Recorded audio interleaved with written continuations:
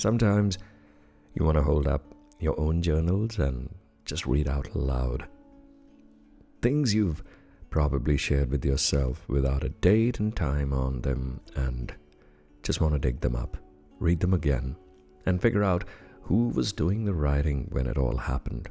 Must have been at some cafe, must have been at a public place when I was surrounded by a sea of people, sounds, voices, smells, tastes, and clank of spoons, and coffee cups, and laughter, and conversations. Everything must have been going around right in that space. And somewhere I was battling a storm inside. A great sandstorm that moves inside my chest. And sometimes I'm a restlessness that is beyond expression. I'm a flute note quivering in the air, invisible and trembling, unaccounted for, unnoticed. And each of these pains is exquisite, and I love them.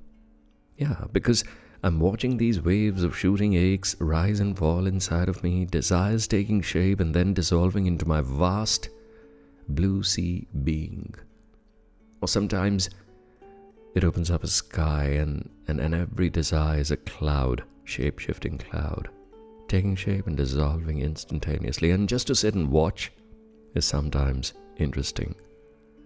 And the body has its own hunting ground of needs and desperations. The soul, on the other hand, craves a different dessert.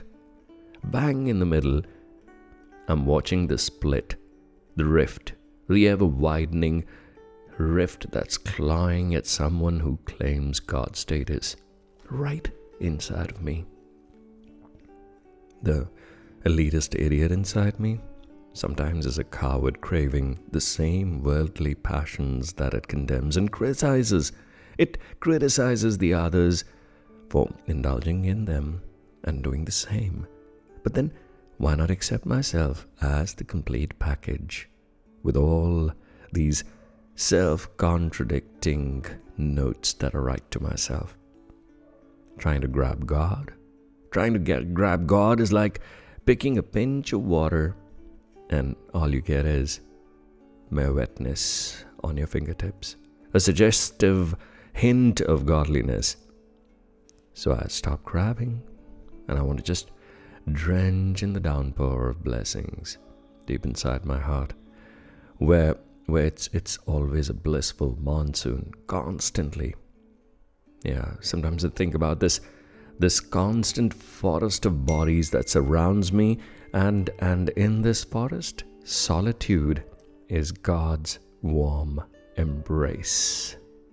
And let me tell you one thing more. It's best to remember self and embrace the now in its fullness.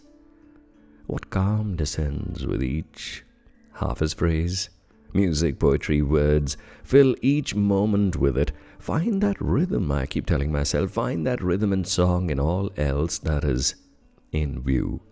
Let the silence that dances inside of you celebrate the reality, and let the reality remain.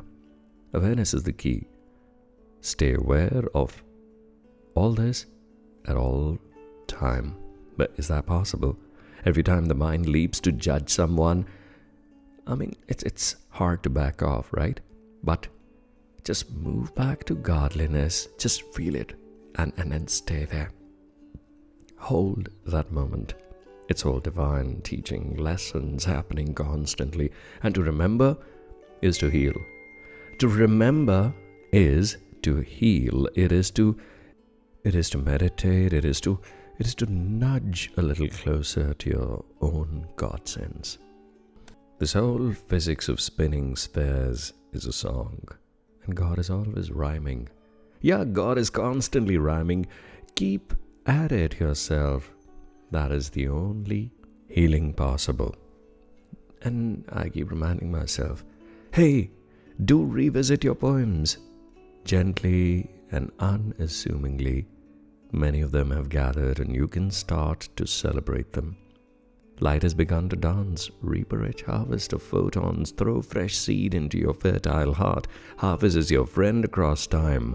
Namey is a suspension bridge. Rumi is the butter lamp. Your breath is the chant. Heal and hurt.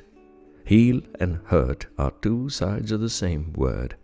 Don't sleep on the coarse side of the mattress. Use the softer side. Oh, this softer side is rose petals. You know, the true essence of being. Can you sense the space you've managed to create in your own being when the noise dies down and the vast silence envelops you, when the vast space inside this chest is God's playfield? Think about it. And this is where we both sit and tie knots of letters into weave of songs. Yeah, the two of us, God and I, conspiring constantly, the color of hope singing in my God sense. The heartbeat is the soul's footsteps back to God. The heartbeat is the soul's footsteps back to God. Poetry always brings a little surprise.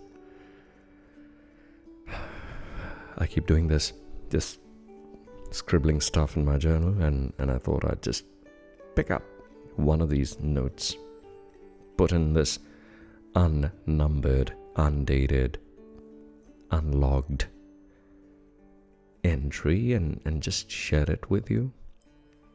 Like, meditate out loud. I'm just gonna come back with more stuff like this. Thank you for listening.